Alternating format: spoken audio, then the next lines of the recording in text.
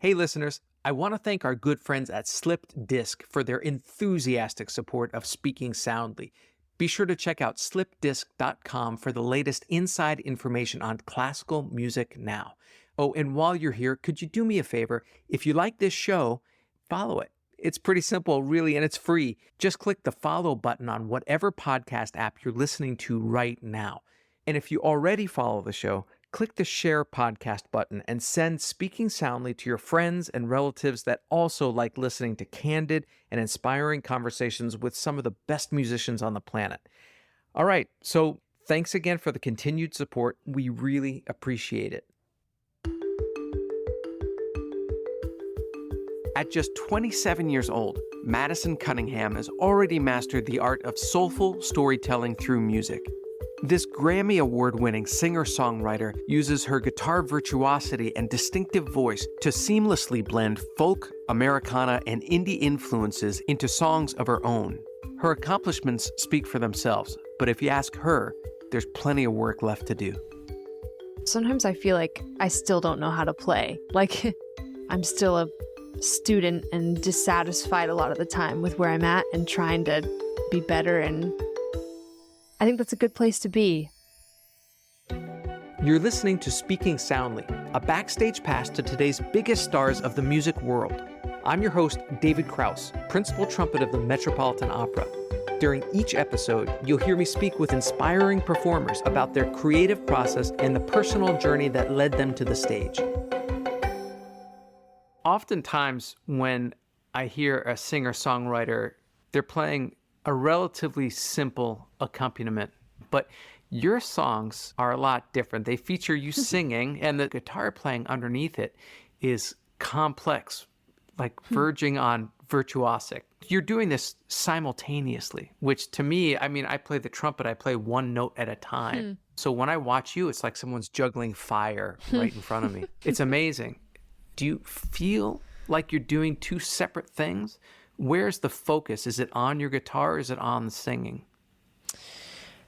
It can feel like two separate things. And the whole goal for me is to try and make it feel of one function, which just comes with a lot of practice and focus on how to accomplish that well. Because sometimes if one element is under practiced, then I feel like one thing is suffering. So I'm always deeply interested in how the vocal works with the guitar.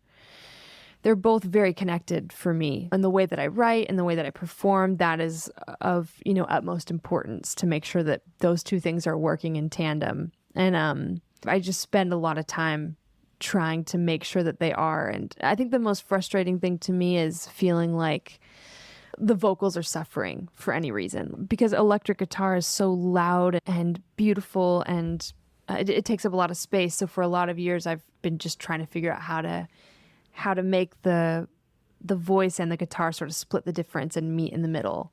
Guitar has become so much a part of my voice that they hardly or are rarely ever apart. So yeah, I think it's certainly, if it wasn't instinct at the beginning, it definitely is now. Do you think that has anything to do with the fact that you started like at age 6?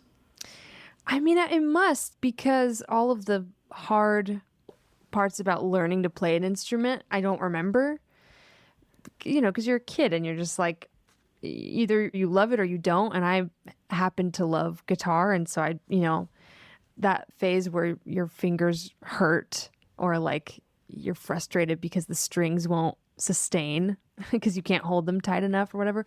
All of that was done at a time where I had no ego, really, So I didn't give up on it. I mean, that's my theory. If I had started guitar when I was probably like 15, I don't know, maybe I'd be farther behind, but I don't know. I think it's just general curiosity too about the instrument and constantly kind of falling in love with it again and finding different ways to display my interests on it. And yeah, it's interesting. I never really get tired of it. There's so many different ways that it can be approached. How does a 6-year-old even hold a guitar? Did you start on a ukulele? No, like a jumbo Taylor guitar as a 6-year-old, and I don't know how I held it. There's a couple pictures that I found where it's like my body is sitting directly under the net because I couldn't actually hold the body on my lap. I think I started that way, and then my dad ended up getting me like a pretty small like baby Taylor or something. But even then, like it was still pretty big for a 6-year-old. Right. But yeah, I don't know. I have pretty long fingers also. My dad is very tall, and I think I inherited his limbs, so that helped. But I don't know. I think I didn't feel forced. Along the way, as the pain subsided in your fingers, was there a moment when you felt like your fingers just started to know where to go on the fretboard? Like, when did the guitar become second nature? Was there a moment, or was it very gradual? I would say it's gradual. Sometimes I feel like I still don't know how to play. Like it's still a thing that I'm very much in search of. But, you know, I do think there was moments where I realized that I wasn't looking at my fretboard anymore to know where things were. There's like small hurdles that you jump over after time. But yeah, I would still say like I'm still a student and dissatisfied a lot of the time with where I'm at and trying to be better. And I think that's a good place to be hungry and to be learning and watching the way other people do it. And that's deeply like, I enjoy getting kicked in the ass. Do you remember the first time you played for someone and you felt like you made a connection, like you affected them with your music? Oh, that's a beautiful question. There's a couple different moments. You know, I grew up singing in church, and I could sense at a certain point, probably by the time I was like 14 or 15, that people cared about, I don't know, the musicality or my voice or something. I guess that was encouraging. It was enough for me to continue on. And I feel like the first time I actually started to affect people though with my own music was probably when I was around 20 or 21 and playing out in LA. Like I started to notice the power of songs, and not just like, technical proficiency, but sincerity and like what that does to an audience. And I think that was the best education that I got, was moving out to LA. I didn't go to school. I ended up boycotting that and just going and finding musicians to play with. And that's what I did all the time. And I started to understand how music moves people. And it's generally when you're like very much out of the way and you're just letting something else sort of speak through you. You moved to LA when you were 21, Right. but you were homeschooled until the 12th grade. Correct. And then you left for LA. That must have just been a seismic shift in your life. To leave that safe haven, not only your family, but your church community and that homeschooled environment, was that difficult at all? No, I was dying to get out. I was dying to be free and to start over. And that was maybe a part of why I didn't miss it. It was easy for me to see myself outside of it because Orange County is a beautiful place and it was a wonderful childhood, but it just there was no music scene. It's a very apathetic town, which that's totally cool. But I'm not a surfer. I don't really like the beach that much, so it was not for me. I had to go to the concrete, you know. Right. Being homeschooled, did that give you an opportunity to explore music and your other creative pursuits in a way that maybe you wouldn't have had time to pursue if you were in traditional school? Certainly. Yeah, I really do think it benefited me in terms of just guitar and songwriting and all that. I had time to do it, and there wasn't a lot of outside influences on what I should have been doing otherwise. Obviously, besides actual homework and schooling, which I did do, right, and I have a diploma, but there was nothing else that really caught my attention other than music. That's just always what I wanted to do.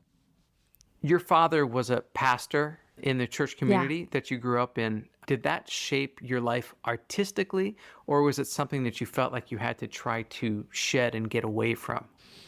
Probably both. I mean, it did shape me artistically because of just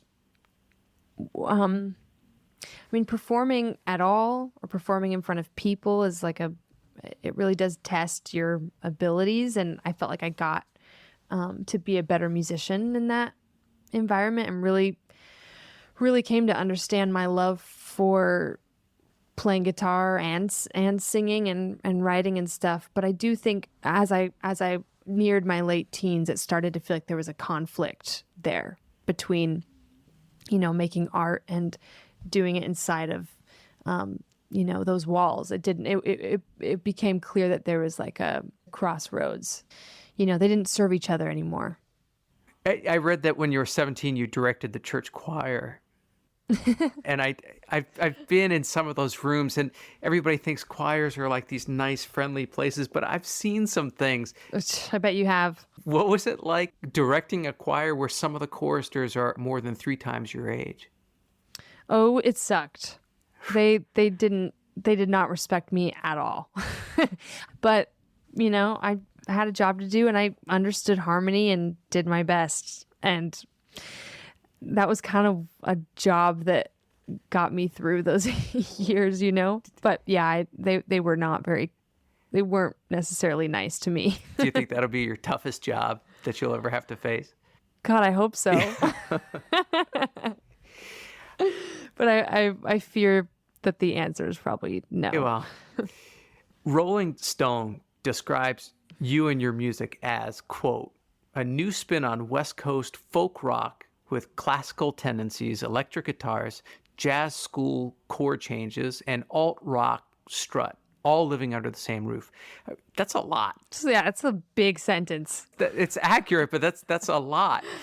You'd think that you were exposed to all these influences, but you weren't. In fact, you didn't even hear the Beatles until you were 17. That's less than 10 years ago. Yeah. And since then, you've won a Grammy. You've been nominated 5 times. How did you manage to adopt and, in a sense, master all these musical influences that were referenced in such a short period of time? Oh, man. I don't know that I would say I've mastered them. I knew you were going to say that.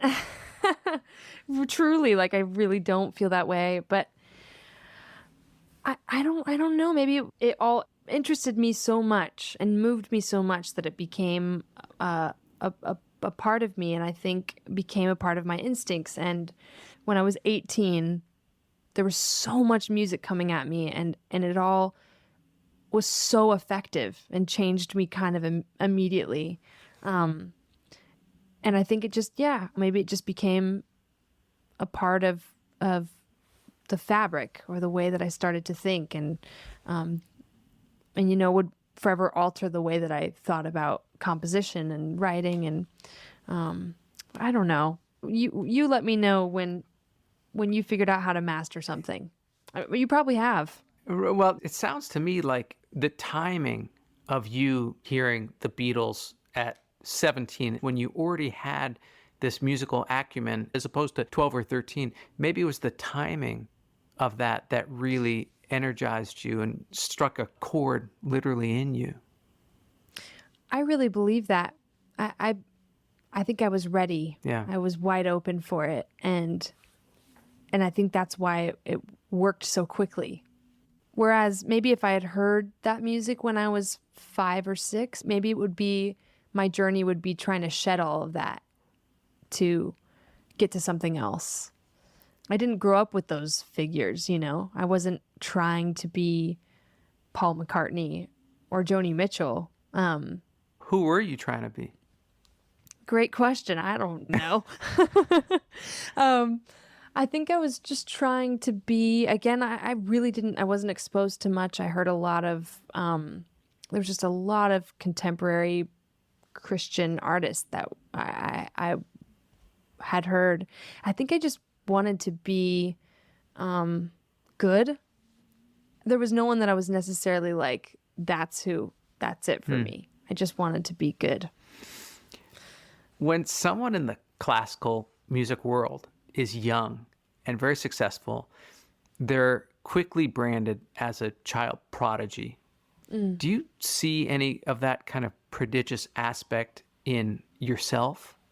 I do think that there's some sort of unexplainable thing where some people are born with this magnetic thing towards whatever it is that they're passionate about, and some people desire to be connected to it. There's so many people that I know who would love to be a musician or an artist, and there's no harmony there. There's no relationship that's able to become anything more. And so I do believe that we're all made up of DNA that pushes us towards certain things. And I feel like music is definitely that for me. I don't see myself doing anything else. That's a great question. I do feel like you're born with it or you're not. I don't know. Maybe that I feel a little shallow about saying that for some reason, but I do think that there's a big, at least 50% of that's true. On the opposite end of that spectrum, is there any part of music making that you struggle with? Oh yeah, all of it. I struggle with taking it too seriously. I think that's actually a thing. I think that's a curse. There's this book called The War of Art. Are you familiar at all? No. It's a beautiful book. I mean, I think it could relate to anybody in any field really, but he kind of talks about the difference between the amateur and the professional. And he was saying the amateur sort of like allows it to mean too much, but doesn't actually love it enough to be truly great at it. And I think there's this piece of me that is still an amateur that allows it to mean too much. And, ego can be at play in that. And I do think that is something that I really can struggle with. And I'm always trying to shed that. And I'm always trying to be as least precious as I can be. But it's music becomes so entangled with who you are, and it's hard to separate that. And sometimes I think that separation is important. Also, it's just hard to do music. It's hard to make a career out of it. It can be confusing because the business and the art are always at odds with each other. So it's a interesting, very unnatural life that I love deeply. I read that you, at one point, or maybe still today, have stage fright.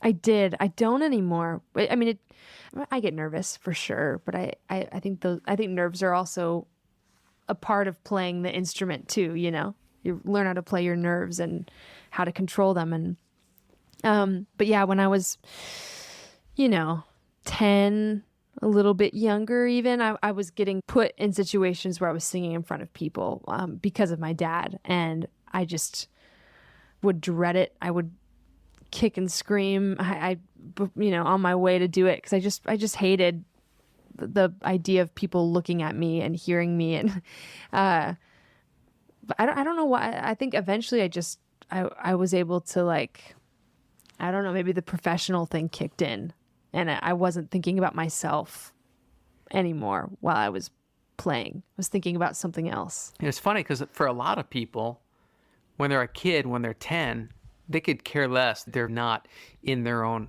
heads. And as they get older, that gets worse, that feeling of being self-aware. But for you, it just kind of faded away. Yeah, I think I'm just boneheaded enough to suck and try again. That was like, all of my first shows in LA was me just being like, well, here goes nothing.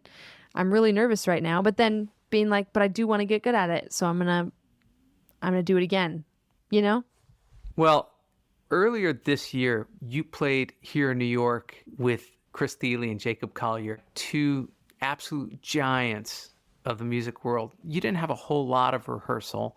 How does it feel in those moments when you're playing guitar, singing, and you're collaborating, and these three minds have to meet in this one microphone in front of a couple thousand people? I mean, my heart is racing a little bit right now, just even thinking about having to keep up with that. Is it scary, or is it just the ultimate for you?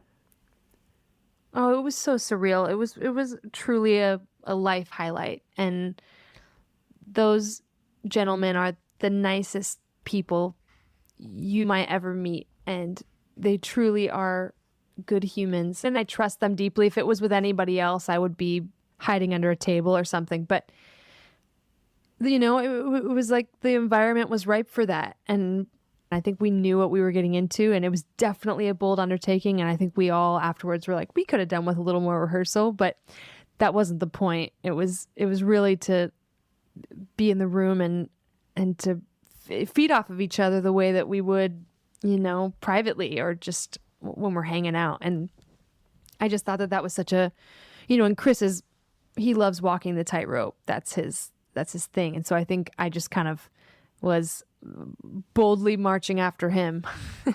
In those moments when you're performing and things are going really well and you're really enjoying yourself, do you also get a sense of connection with the audience, or are you just keyed into the players on stage?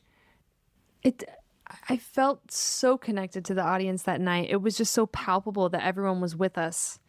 And I think we all felt very liberated by that. And nothing could go wrong. And it was just, I really get chills thinking about it when we walked out on stage. I just felt that we were very welcomed, and it was really, really special. You're collaborating with some of the best musicians on the planet. You just won a Grammy. What do you do next? Where do you see yourself 10 years from now? Oh, I wish I knew. Man, I just want to be a better songwriter, and that's just true. And every day that's my mission, and that's really all I care about. It's the most special part about making a record, I think, is just that you getting to sit with yourself and your thoughts, and nobody gets to take that from you. And it's a beautiful thing. So that's what I'm doing. That's what I'm going to do after this. I hope you enjoyed this episode of Speaking Soundly. If you like what you heard, please tell your friends about it. Spread the word. Be sure to follow, rate us, and leave a review wherever you get your podcasts. To keep up on future episodes, follow us on Instagram at SpeakingSNDLY and visit our website, artfulnarrativesmedia.com. Tune in next week as we hear another inspiring artist speaking soundly.